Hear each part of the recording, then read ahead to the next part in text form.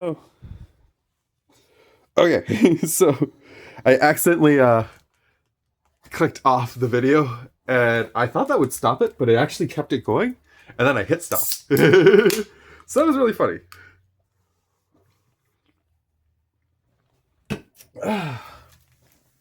If you guys will just bear with me 1 minute, I just need to wait for Discord to load so I can open up the link to the second deck. My goal is to actually do the Commander Core Creator Challenge. The first deck that was posted was mine, and the second deck that was posted was Snoop's. But I actually want to go over Snoop's deck first, because if my die comes back early, I won't be able to use the playmat, obviously, but I can at least get everything recorded on the laptop. And then I can always record my deck in the car along with the pack opening. We were going to do a Guilds of Ravnica pack as the prize for this month. I forgot to take the sticker off. And I was going to throw in an Infinity pack too, probably, but I ultimately decided not to, just because people just weren't really participating. And ultimately, I don't know if this is really going to be more. I've been thinking about this a lot. I really enjoy doing this, and Snoop really enjoys doing this. And maybe I should not make it a contest so much as I should make it just like a fun activity on the channel. So, although it's still a challenge, instead of it being a contest, I'm thinking about just making it like a challenge to see who can come up with the most creative deck. I think that would be what would be fun. And then whoever gets the most creative deck will have their deck featured on the channel alongside mine, just to see what my deck is like and how much cooler their deck is, essentially. Because I just basically use whatever cards I have laying around. These are the current cards I have out that I'm working with, because I'm currently updating some of these decks that are over here. Other decks are already in the cupboard over there. Those ones are more completed, except for I need to add a couple cards to my werewolf deck that I discovered recently I haven't put in there yet that I think would be good. And Discord is loading up now, so I just need to find my channel. For those who haven't been over here before, this is of Pugs and Card Players. And Snoop's deck is a little extreme this month. So you'll note my comments here. I love the twisted nature of it, and oh dear lord, because it actually got ranked as a bracket 4 by Moxfield for the purposes of searching it, which I thought was a weird way of wording it, but that's how they have it. So we're just going to see if I can get it to open from here without me having to actually copy the link. It's being kind of difficult. Let's see if we can do it from the link instead.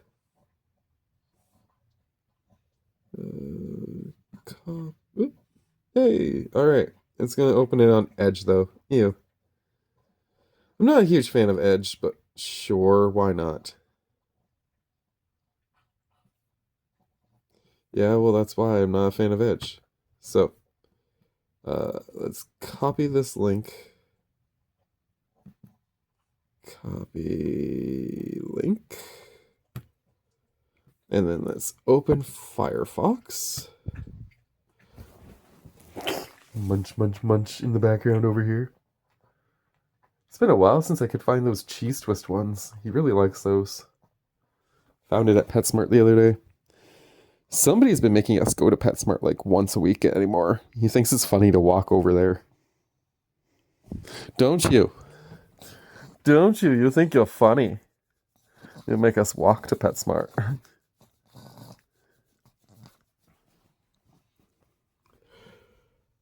I've mentioned before how he likes to walk behind the Canadian Tire and stuff, but he kind of figured out after me driving him over there a couple times for things like on his birthday and various special treats that he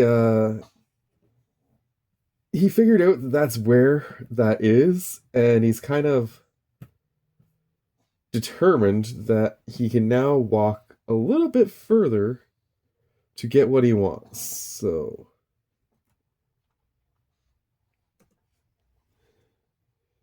let's see if we can get this to open. I got it to open on my phone, but I can't really record it because I'm using my phone, so hopefully it'll open up here. Why is it opening mine? Where's Snoop's deck? Uh-oh. Did I skip Snoop's deck? Yeah, I skipped Snoop's deck. Okay. That would be part of why I'm having troubles. Copy link. Over here. I opened mine in Architect. I don't really want to open mine. I just wanted to put mine onto my channel. But I want to open Snoop's. Alright, Moxfield. Snoop likes Moxfield. I like Architect. Everybody can have their own server, I figure. And enjoy them. Yes, baby, eat your marrowbone. And then you'll probably want to go back out into the snow really soon. Alright, so now this is what I would call an insanely, scary deck. We got a Chroma Vision of Ixidor to throw in here. First off, 5 and 2 white for a 6/6 flying first strike vigilance trample at the beginning of each combat until end of turn. Creatures you control with blah blah blah blah get +1/+1. It is insane. That list is huge. But as with all lists, it does not include Ward, but it does include Partner, which is interesting because that actually can be partnered for Commander. Good grief. Angelic Arbiter, 5/6 for 7, flying. Each opponent casts a spell, they can't attack. And when they attack, they can't cast a spell. It's insane. Skirmisher, 4 and 2 white, 4/4 flying. At the beginning of each combat, choose first strike, vigilance, or lifelink, and creatures you control gain that ability, which means they're all going to get +1/+1 from the Acroma at least. Flying, when it enters battlefield, destroy target permanent. That one's just simple enough. Archangel of Strife enters the battlefield. Each player chooses War or Peace. They get +3/+0 or +0/+3, depending on which one they choose. Flying, at the beginning of each opponent's upstep, end step, that player chooses up to 2 creatures they control and then sacrifices the rest. Wow. You really went extreme with this, and I thought I went extreme with mine. There's the first card that we both included in our decks. I do have an Aurelia in my deck. Flying, Vigilance, Haste, 3/4 for 2 red and 2 white. And whenever it attacks the first time each turn, untap all creatures you control, and then there's an extra combat phase. I did include that one. Avacyn, Angel of Hope, 5 and 3 white for an 8/8 flying, Vigilance, indestructible. And everything else is indestructible? Jeez, Balefire Dragon, 5 and 2 red, 6/6. Deals combat damage to a player, deals that much damage to each creature that players. What in the heck did you build, Snoop? For the record, Snoop built the most creative deck. Or maybe the most mean deck in the world. I don't know. This is insane. I didn't actually mention the commander, so let's just go back real quick here. When you look at this commander, the goal of her is to swing in, and when she attacks an opponent, you can put an angel, demon, or dragon card from your hand onto the battlefield tapped and attacking that opponent. So essentially, you get to attack with an extra creature each turn, and in return for attacking with that extra creature, you aren't casting it. So you're looking for creatures that have ETBs, but not casting abilities. Bloodletter has 1 and 3 black for 2/4 flying, and when an opponent loses life, they would lose twice that much life, but only on your turn. Bruna, Fading Light. Cast this. You may return target angel or human creature from your graveyard to the battlefield. Oh, that's great for getting your commander back. And it actually melds with something to become a 9/10. But it's Flying Vigilance.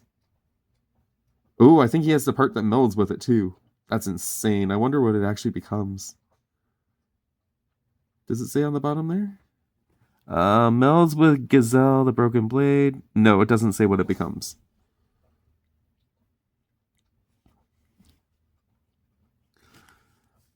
Do we both have that one? No, I don't think we do. No, I don't have a lieutenant ability. Flying 4/4 for 3 and 2 black. As long as you control your commander, this thing has +2/+2, and whenever this thing deals combat damage to a player, that player sacrifices a Blade of Gold Knight, sorry. Flying first strike if a source would deal damage to an opponent or a permanent an opponent controls. It gets double damage, and you prevent half the damage dealt to you. There's the Giselle. Flying first strike lifelink. Whoop, what happened to my computer? I'm not sure what these two things meld into. Oh, I can see the meld result. Rizella, Voice of Nightmares. 9/10 flying, first strike, vigilance, lifelink. Your opponents can't cast spells with converted cost mana 3 or less. That is, no, that's not right. That is not right. Give her runes. 1/2 for 1 white. Tap another target creature you control gains protection from the colorless or from the color. Wow. Harvester of Souls. Death Touch, whenever a non-token creature dies, you can draw a card. Hoarding Broodlord. This deck is insane, Snoop. What did you build? I can see why Moxfield decided that you officially have a bracket 4 deck for this one. This is definitely optimized. Wow. And it doesn't have any game changers, which is crazy. As good as this deck is, it has no game changers, and it only has 1 mass land destruction, which I assume there's an Armageddon or something in here. I haven't seen it yet, but I assume that's what it is. Flying Vigilance. When this thing enters the battlefield, look at the top 6 cards of your library, reveal an angel, demon, or dragon, and put into your hand. Put the rest on the bottom of your library in a random order. Okay. Karmic Guide. Flying, protection from black. Choose the battlefield, return target creature from your graveyard to the battlefield. I have Eliza, but not in my deck. It's actually in a different deck of mine, but I understand why he put this in here for sure. Whenever a non-token creature you control dies, return that creature to its owner's hand at the beginning of the next end steps, so you can just keep recycling the entire insane deck of this nonsense back to Kaalia and then just put it back on the field. Kaspersky, not now. Go away. Go away. Not now. I'm busy. Lord of the Void. Just combat damage to a player. Exile the top 7 cards. Return creature card. Mother of Runes.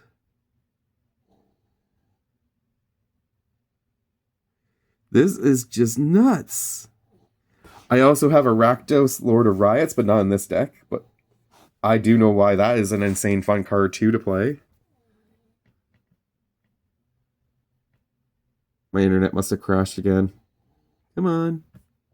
Why are you stopping to display the cards? You went all the way there and then you stopped displaying Rakdos. What's wrong with Rakdos?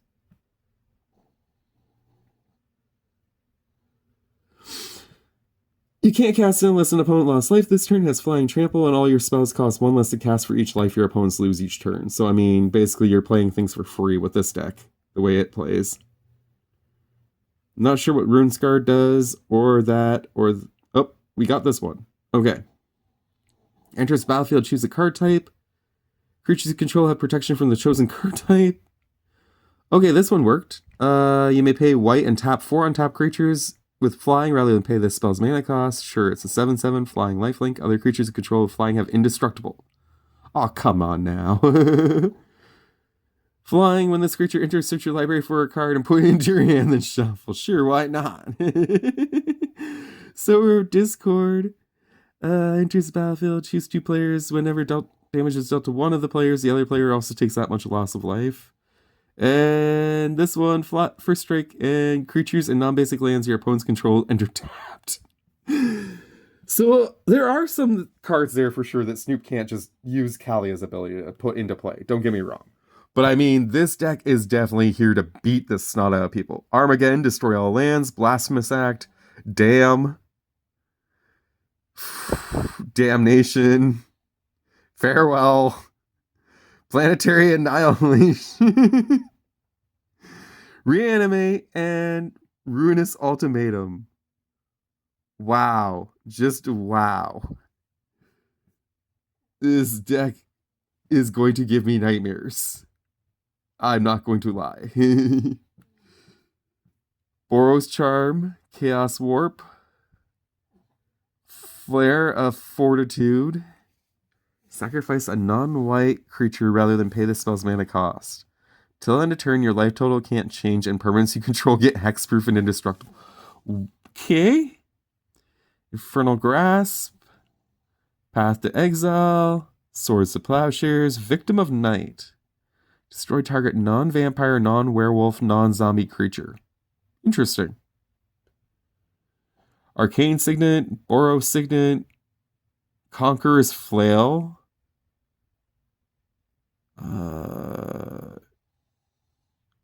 As long as this thing is attached to a creature, your opponents can't cast spells during your turn. Wow. I might actually have one of those, but I can't remember what deck I put it in. Dark Steel Plate, Indestructible. Creature has Indestructible. Lightning Greaves, Classic. Orzhov Signet.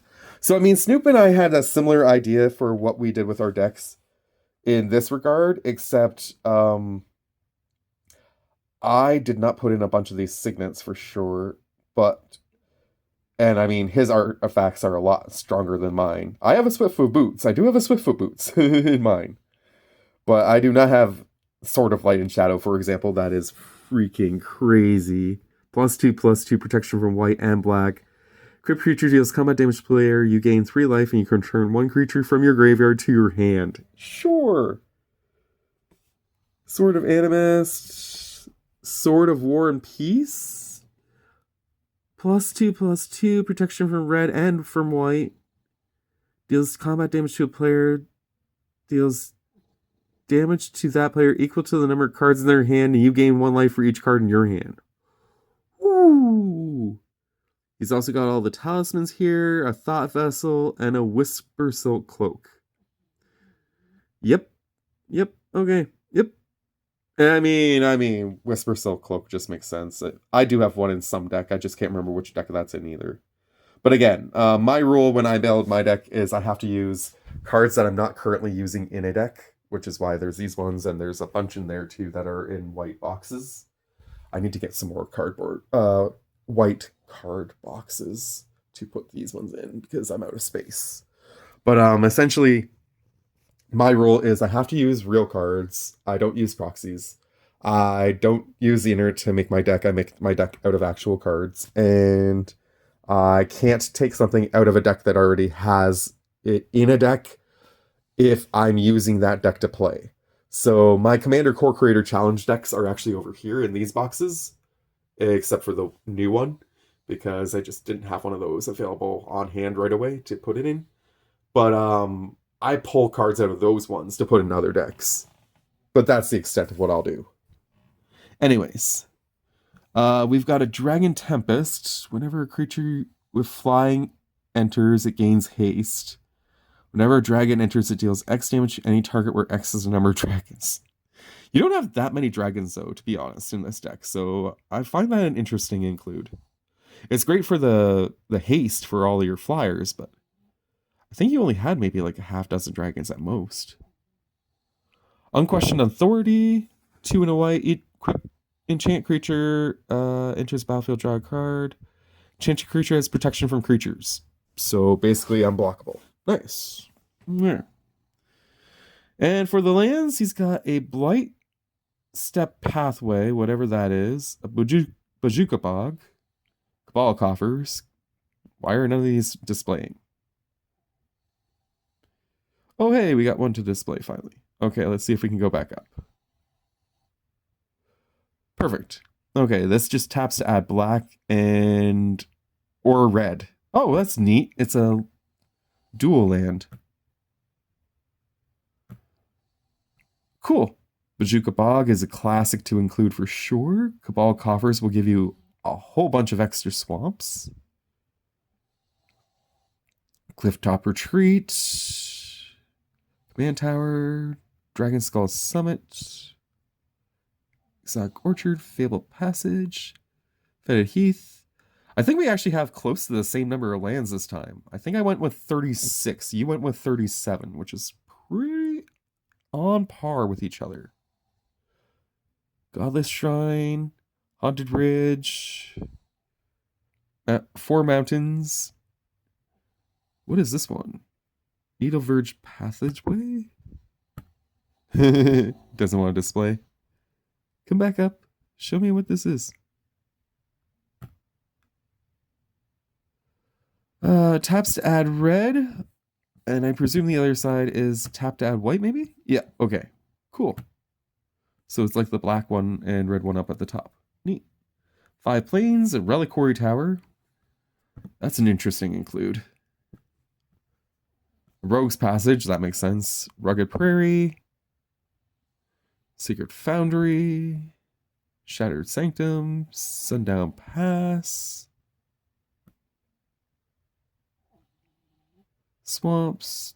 Temple of Malice. Temple of Silence.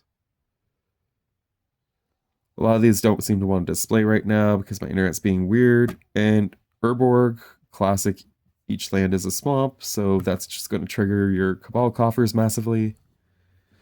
It is a really solid deck, don't get me wrong. I am not knocking Snoop's deck. Snoop's deck is amazing. You okay, baby? You doing some turns? Yeah. You have built a phenomenal deck. It is just a deck that I hope I will never have to play against. Because that is terrifying. And therefore, you have well earned the pack that you have already told me I might as well open on channel because you are waiting for competitors.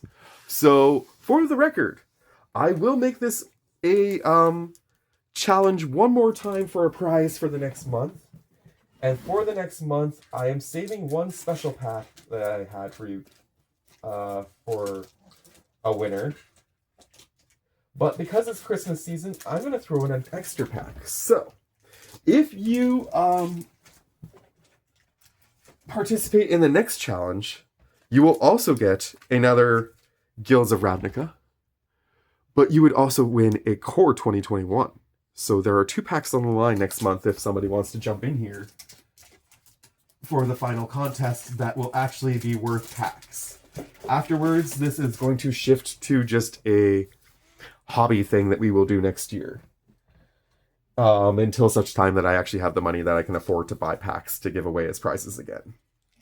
But, as I say, we will open this pack on the channel to see what cool things are in here, and then I will show you my deck. And then that way, like I say, if my dad gets home, at least we got to see this with the playmat. I do not remember if there's a pack trick. No, there's not. Okay. So this should be a token. And it is an Elf Knight with Vigilance. 2/2. Not bad.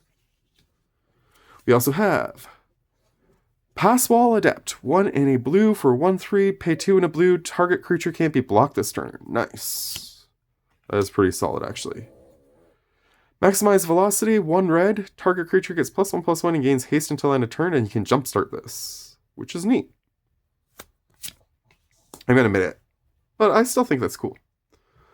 Wishcoin Crab, 3 in a blue for a 2/5, with just some flavor text here. What wishes do they grant? Mostly pinching related ones. I'm going to say I probably won't ever actually play this, to be honest, unless I actually build like a crab deck.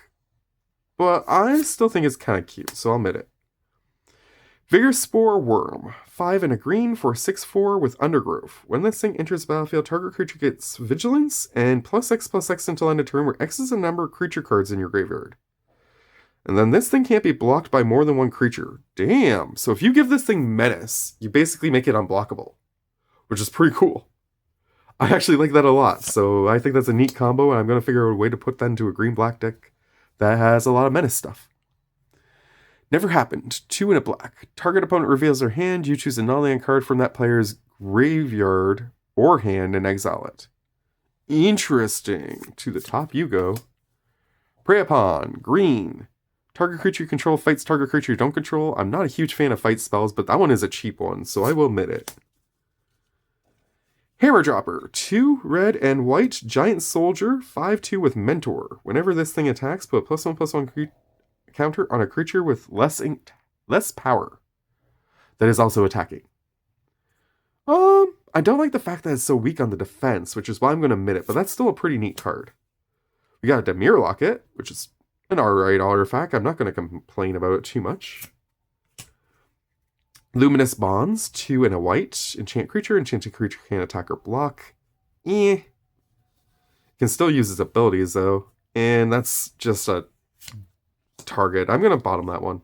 I'm not fond of those kinds of cards.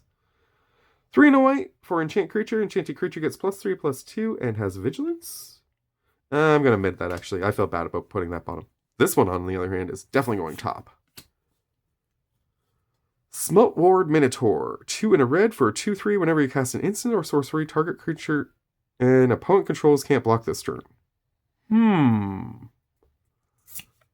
Ooh, Flower and Flourish. I think I've pulled one of these before. Search your library for a basic forest or plains card, reveal it, put it into your hand, then shuffle, or creatures you control get +2/+2 until end of turn. That is a terrible cost for that. That is pretty decent, though. So I'm going to mid it for that reason. Rappling Sundew. 1 and a green, Defender Reach, plant, 0/4. Pay 4 and a green, and this thing gains indestructible until end of turn. Okay, I mean, it's basically an ultimate blocker, which is kind of neat. I hope these have all been on screen. I hope I wasn't reaching too far over and you guys never saw them until I put them down. That'd be bad. Sorry if that's the case. Vivid Revival. Ooh. Return up to 3 target multicolored cards from your graveyard to your hand. Yeah, okay. And a Golgari Guildgate, which, I mean, I like the flavor and the artwork on this one. So, yeah. Decent enough pack. Not anything crazy this time around. But maybe next month, you guys might do better. Next month, I'm doing it as a Christmas theme, which is why I want to give away a prize for next month. But after that, like I say, because of everything that happened with my car and the amount of money I owe my dad, it's just not going to be feasible anymore to make this a proper contest. But I'm still going to do it as a thing for the channel. Each month, I'm going to challenge myself to build a commander deck. And anybody who wants to participate will be able to do so. But that's, like I say, that starts in January. All right, for now, I'm just going to clear these because I want to show you my deck. Now, I went the exact opposite way of Snoop. My goal, and I will say Archidex still thinks that my deck is a bracket 2, but personally, my goal was to build a bracket 1 deck. And in my opinion, I think I did that. I think I did that in a very big way, and I think it's funny. So, we all know who our commander is, and I'm just going to show mine off because I really like the artwork on mine. Because it is a promo from that kit that my dad got me recently from Bloomborough, which I also have to pay him back for, so yeah. But I do appreciate that one, and this is a really cool promo, and it made for a really fun deck build this month. So, as I say, I wanted to build a bracket 1 deck. And to build my bracket 1 deck, I made a very simple rule, which was my deck is not meant to be an interacting deck. My goal is to basically build, like, before we had brackets, back when we had power levels, this would have been called battlecruiser, essentially. All I want to do is kill you by swinging at you. I have 15, no, I think it's 20 artifacts, actually.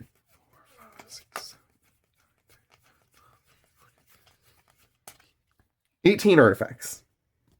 I have 45 creatures, and the rest are all lands. I have no sorceries, no instants, and no enchantments in this deck. The goal is to get Kaalia out as often as I can, equip her with a bunch of stuff, swing at you, and then throw out something fun from my hand. Every time. That is the whole point of this deck. And here I have 15 angels, 15 demons, and 15 dragons. All random things that I had, just leftovers sitting around that weren't being used for any particular reason, or that I pulled, as I say, from last month's deck. I think I pulled like 3 cards. And I might have pulled a couple artifacts from some of the other decks, but aside from that, pretty much this is all just stuff I had laying around. So, I'm going to start with the lands, because this is also really funny. I only have 6 random lands that are like duels or something else, and everything else is just basics. So I have a Bloodfell Caves, a Scoured Barrens, and a Windscarred Crag, because gaining life in this deck actually is kind of one of the things that is a little bit connective throughout. There isn't a lot of thematic stuff to this deck. Like, Snoop's deck was very much I'm going to lock you out, you're not going to be able to play your stuff, and it's just going to get really nasty. Whereas mine is more of I'm going to just throw something random that you aren't going to see coming, and it's just going to totally disrupt stuff too, but in a completely more, I don't know, it's like toned down to a certain extent when I disrupt compared to what his deck was doing. Anyways, these 3 gain you life, and then the next 3 lands all require you to pay some sort of tribute in order to keep them in play when they come in. So, Gateway Plaza and Transguild Promenade, if you don't pay 1, you have to sacrifice them. And this one, you have to tap a land or an artifact that is currently untapped. And all 3 of them just tap for 1 mana of any color. And then, like I say, the rest are all just lands that are basics. I have 10 swamps, 10 plains, and 10 mountains for a total of 36 lands. Next up, I will show you the artifacts so we can see what we're working with for Kaalia. I have 5 mana rocks, so I will pull those first. And ironically, they get more powerful with each one, in theory. But people will argue that with me because the first one is a Soul Ring. So Soul Ring is one of the most powerful mana rocks in the game for sure. But the idea being that every one of these does something a little bit different. So I also have an Arcane Signet as a classic add-in. I have a Commander Sphere. Probably not going to be doing the sacrifice thing with that. I have a Hedron Archive, also probably not going to be doing the sacrifice thing with this. And finishing it off, I have a Gilded Lotus, which I thought was just kind of fun to add into this deck. It feels like it fits really well with Kaalia, just almost like thematically. I don't know why, they just feel like they fit well together for some reason to me. And then we have our artifacts that we want to equip to Kaalia so that she gets power boosted. First off, we have a Sigil of the Vigil, or Sigil of Valor, sorry. Whenever this thing attacks alone, which is my goal every turn, I'm just going to be swinging with Kaalia essentially, and whatever comes into play swings with her. Everything else is there to block. When she attacks alone, she gets +1/+1 for all the other creatures I control. Pretty straightforward, that. I did say I had a Swiftfoot Boots. I also have a Blight Sickle, so if somebody does decide to throw something in front of her, that creature is going to get killed massively. If it doesn't die, it's going to have a bunch of -1/-1 counters on it. Fleet Feather Sandals gives her flying and haste. She already has flying, but it does give her haste when she comes back in. And I mean, there are other cards in here that I might equip some of these artifacts to as well. Like, don't get me wrong, if I have to swing with something else. But again, the goal is to swing with Kaalia. Fire Shrieker to give her double strike. Thran Power Suit to just give her an extra +1/+1 for all the random crap I'm attaching to her. Champion's Helm to give her hexproof. Chalice of Life is one I threw in here for fun because, again, life gaining is important in this deck. I'm hoping not to transform this. To be perfectly honest, I'm hoping to use this every turn on my turn to at least gain 1 life if I need to, or if I need to on somebody else's turn, then I have it available. But if I do have 10 or more life, I do have to transform it, and then it becomes the Chalice of Death, and every turn I'm taking 5 life from somebody else. So, yeah. It's a very interesting artifact, that one. I forgot to take that one out and set it aside. Forebearer's Blade. Equip creature gets +3/+0, Vigilance, and Trample. And when the equipped creature dies, I get to put it onto something else. Anduril, Flame of the West. +3/+1. Whenever she attacks, she's going to make 2 white spirit creature tokens. And because she's flying, those creatures are going to come in tapped and attacking with her. So she's going to be attacking with 3 creatures each turn instead of 1. But again, the fun thing about this is as long as you stack the effects right, why do I keep calling it? Sigil of Valor will not be negated in terms of a power-up. I double-checked this with a whole bunch of people online to make sure. So whatever power-up you give to her will count all the creatures currently on the field. It won't count any of these ones coming in. But the ones coming in won't negate the fact that she was technically attacking alone. So, yeah. A quarter shield to give vigilance again, just in case the other artifact that gave vigilance gets knocked out. +0/+3 as well. Brass knuckles to give double strike again, just in case I lose the fire shrieker. And finally, mithril coat, because it's indestructible and I can give it to her to make her indestructible, so why not? So, like I say, the goal is to take all these artifacts, or at least the majority of them, and equip them to Kaalia, and then swing with Kaalia alone. And when we swing with Kaalia, we're going to put in one of these 45 cards randomly for fun. And so basically, I'm not planning to spend most of my mana the majority of the time on anything else. The goal is to make people think that I have interaction. I just really don't. And then to play the fun. So I'm going to pick the demons first, because apparently that's the one I picked up. So I have Imsker, Iron Eater. I am going to be having a whole bunch of artifacts, plus there are a few things in here that are going to make treasures and a few other types of artifacts. So he has an affinity for artifacts, just in case I want to pay for him, but I probably won't. When he enters a battlefield, I draw X cards and lose X life, where X is half the number of artifacts I currently control rounded down.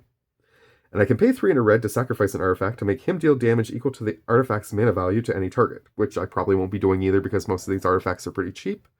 And I don't want to lose any of the equipment. He's mainly in here because he's a 5/5, and I get to draw a whole bunch of cards, which means I can refill my hand for Kaalia's ability on future turns. Carter Doomscourge. When he comes into play, until my next turn, all my opponent's creatures have to attack if able, and they have to attack somebody else if able. And whenever an attacking creature dies, an opponent loses a life and I gain a life. So that's a pretty sadistic demon if there ever was one. Sire of Insanity is fun. 6/4, 4 black red. At the beginning of each end step, each player discards his or her hand. So again, this will help me get some stuff back into my hand once this guy goes into play. Fiendish Panda for getting something back. +1/+1 when he gets a +1/+1 counter whenever I gain life, so that's why I have a bunch of life gain stuff in here for one of the reasons. And when he dies, I get something with mana value less than or equal to his power, back from the graveyard to the battlefield. Arbiter of Woe, 5/4. I have to sacrifice a creature to cast it, but not if I put him in using Kaalia's ability.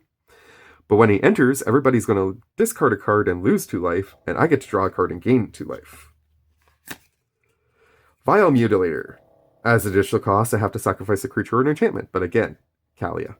Flying Trample, 6/5, and when he enters, each opponent sacrifices a non-token enchantment, and then a non-token creature as well. Miasma Demon. When it enters, I can discard any number of cards, and if I do, up to that many target creatures get -2/-2 until end of turn. Not sure if I'm going to do that, but he is a flying 5/4, so why not? Gormand. I love Gormand. It is a fun one to always include into a deck. 4 and 2 black for a 5/5. Again, sacrifice a creature if you cast it, but I'm not going to. Flying, trample, and when he enters the battlefield, everybody else has to sacrifice a creature. Tyrannical Pitlord, 4 and 2 black, 6/6. Flying, trample. When he enters the battlefield, I choose another creature I control. That creature gets +3/+3 and has flying. And when he leaves the battlefield, I have to sacrifice the chosen creature. So, I mean, there's a few things in here I could choose to give flying to, but for the most part, whatever. Baleful Amet, on the other hand, is one of those ones that I might choose, though. It has lifelink. It's a 4/3. And when it enters the battlefield, I have to put a -1/-1 on a creature counter on a creature I control, which is kind of annoying, but I'm sure I can find ways to deal with that too. Villas, Broker of Blood, 8/8. That was in my deck last month. I moved it over to this one. Flying, pay 2 life, pay a black, and target creature is -1/-1 until end of turn. Probably not going to do that. But whenever I lose life, I get to draw cards. So on the plus end, at least if I start losing some life for whatever reason, I can refill my hand again if I happen to have Sire out. Soul Flare is a fun one. I'm actually going to probably want to cast this one, because if you delve with this one, everything that you exile, if it has an ability, it gives its ability to Soul Flare. So, I really like this guy because I have something very similar in my dinosaur deck as a closing creature. And I pulled this recently in a Dollarama, or was it a Dollarama or was it an actual pack? It might have been an actual pack. I can't remember which one though. But it is by far a really cool demon. I put in a Rock Curse Rakshasa for fun too.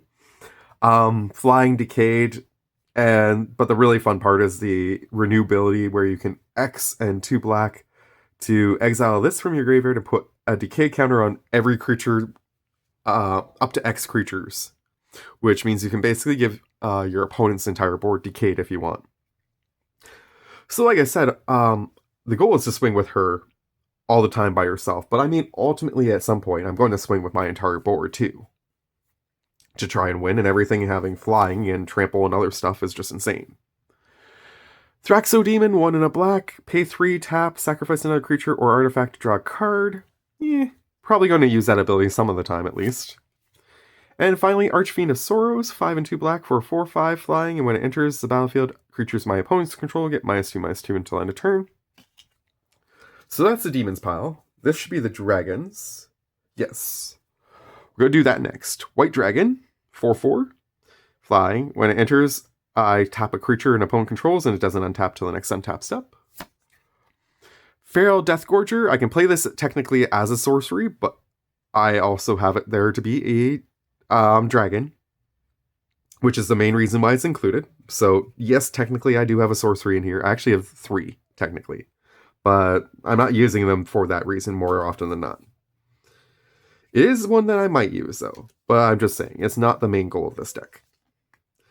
The main goal is to get out the 3/5 with flying and death touch, and when it enters, I get to exile up to 2 target cards from a single graveyard, which is fun. Shield High Dragon, 5 and a white for a 3/3, flying lifelink Megamorph, 5 and 2 white, which, I might do that. And when it's turn face up, if I do, I get to put +1/+1 counter on each other dragon creature I control. I put in a Sunscorch Region, 3 and 2 white for 4/3 flying. Whenever one of my opponents casts a spell, I get to put +1/+1 counter on this thing and gain a life, which will just trigger a bunch of the other stuff that you'll see in a bit. Rapacious Dragon to give me a couple treasure tokens when it comes into play. Riling Dawnbreaker does have the sorcery ability, but chances are I'm probably not going to do that. What I'm going to put in is a Flying Vigilant 3/4 that gives me a combat trigger, giving a +1/+0 to another creature I control, probably Kaalia. Ragefire Hellkite, 4 and 2 red, flying. When this thing attacks, I can sacrifice another creature. If I do, this thing gets double strike until end of turn. Tyrant of Kur?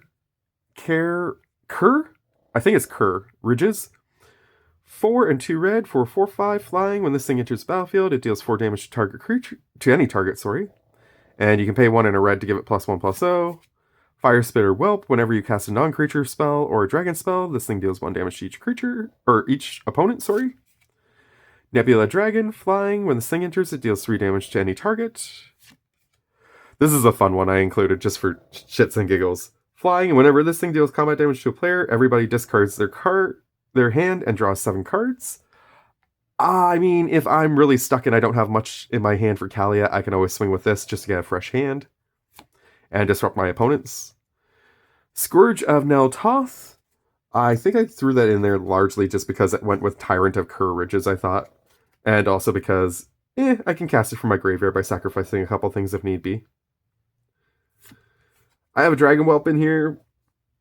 You can buff it a bunch. but it's mainly just because I didn't have a lot of dragons left over. Besides, I was getting to the nitty gritty. Just like I included a Shivan dragon for the same reason. Like, it's not an insanely good dragon by any means. It's just in here because I was running out of space or running out of options that I actually liked. And finally, an Eternal Dragon, largely for the same reason, except I do get a chance to return it back to my hand if I pay 3 and 2 white, which I thought was kind of neat. And I can Plane Cycle for it if I want to, which, yeah. And finally, we get to the Angels. And if anything, these are the really heavy hitters. This is actually probably the best pile out of the 3. So, I did mention I have an Aurelia, just like Snoop did. So we already went over how that's an awesome card for sure. I have a Herald of the Faith, 3 and 2 white for 4/3, and whenever it attacks, I gain 2 life. So, I mean, if I swing with this, I am going to get life each turn, which is decent. Merchant of Truth, flying, whenever a non-token creature I control dies, I get to investigate, and clues have Exalted. So if I can get a bunch of my stuff to die by blocking, and get a bunch of clues out, when this thing enters, it's going to buff the heck out of Kaalia when she attacks by herself again. Angel of Dawn, 4 and a white for a 3/3 with flying, and when it enters the battlefield, creatures I control get +1/+1 vigilance until end of turn. That's really not going to trigger at the time that I play it with Kaalia. I'm going to have to summon, or not summon, I'm going to have to actually cast that one to get its ability. It's just a throwaway one in here, to be honest. Angel of Vitality, on the other hand, 2 and a white for a 2/2. Whenever I gain life, I gain that much life +1. And this thing gets +2/+2 if I have more 25 or more life. So it's a 4/4 for 2 and a white, and it's giving me double life. I'm pretty happy with that. Vengeful Reaper, 3 and a black for a 2/3. Flying Death Touch Haste, and it has Foretell. I thought that was pretty fun just to include for a darker side thing. I wish there was a white demon, but I couldn't find one in my collection. Restoration Angel, flying, flash, and when this thing enters, you may exile a target non-angel creature you control, then return that card to the battlefield under your control. I figured this is a great way to save Kaalia if somebody targets it. It's like my only interaction in this deck, pretty much, but it is in here just basically to keep Kaalia from dying. Angel of the Ruins, 5/7 for 5 and 2 white, flying. When this thing enters battlefield, exile up to 2 target artifacts and or enchantments. It does also have Plane Cycling. Sunblade Angel, 5 and a white for a 3/3 with flying, first strike, vigilance, and lifelink. That one is another one that I might choose to beef up with some of the artifacts if I don't choose to put all of them on Kaalia. It's a fun one to swing with for sure.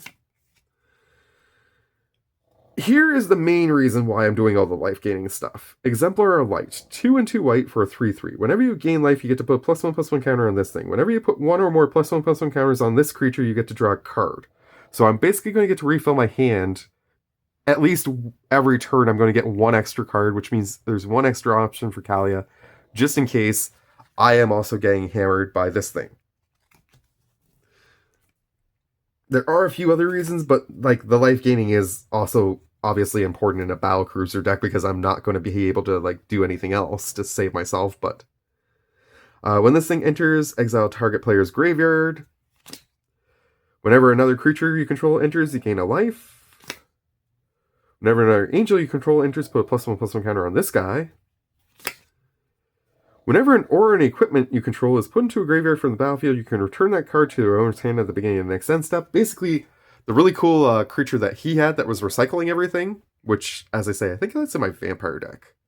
Anyways, that really cool creature, which is an angel or a demon. I think it's an angel. I have this to give me back all my equipment. Same idea, just not as effective. And finally, a Furja, Judge of Valor.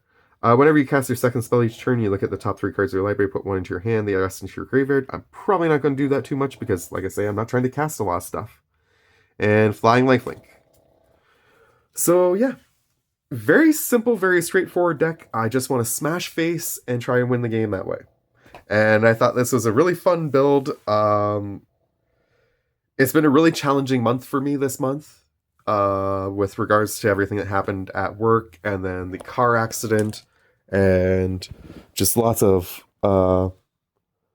nervousness with regards to finances and everything else. And it's been really hard on Kaiba too because I've been missing from home a lot. to try and deal with all these things and get the new car and everything situated. So I just wanted to build something simple and fun and easy to play. And honestly, this is a deck that I could easily see myself someday, not today or anytime soon, but I could see myself someday coming back to this deck, taking some serious care to build it into something that I could actually play for fun at a bracket 1 level, alongside the bunny deck that I want to build in the near future. But in the meantime and between time, I am going to cap this video off there. I want to say one big thank you to Snoop for participating yet again this month, and thank you for always joining in this and making it a fun little challenge, at least between you and I. If nothing else, I've really enjoyed trying to go back and forth with you to see what different types of builds we can put together. And yeah. All right. I'm going to end it there, and I am going to go downstairs, and I'm going to take somebody outside to play in the snow some more. What do you think, Kaiba? Do you want to go play in the snow a bit more before we go to sleep? That make you a happy puggy? Play in the snow? No? Are you tired? Oh, do you need a belly rub? We're going to end this video on a belly rub? Oh. Oh, you kick up the leg and everything. Alright. Did a bit of puggy content to end the Commander Core Creator Challenge. Much love to you all from Kaiba over here, and myself to you guys. Take care. Have a great Saturday, and I look forward to presenting you guys with the options for next month. I'm going to pick out like 6 to 8 commanders, red, green, and white for Christmas theme, and we're just going to pick a couple at random to try and build. All right. Love you all. Bye.